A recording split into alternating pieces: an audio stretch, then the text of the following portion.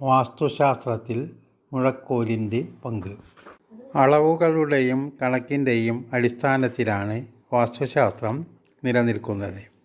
വാസ്തുശാസ്ത്രത്തിൽ അളവിൻ്റെ മാനദണ്ഡം മുഴക്കോലാണ്.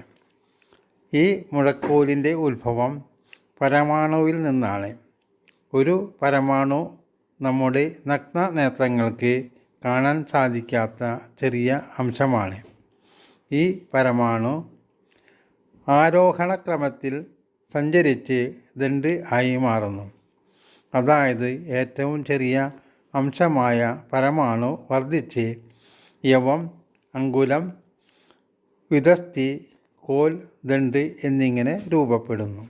ഇനി പരമാണു വർദ്ധിച്ച് യവമാകുന്നതെങ്ങനെയെന്ന് നോക്കാം. 8 പരമാണു ഒരു ത്രസരേണം, 64 പരമാണു ഒരു രോമാഗ്രം, 512 പരമാണു ഒരു ലീക്ഷ, 4096 പരമാണു ഒരു യുഗം, 32,768 പരമാണു ഒരു യവം. ഇപ്രകാരമുള്ള 8 യവം 2,62,144 പരമാണു.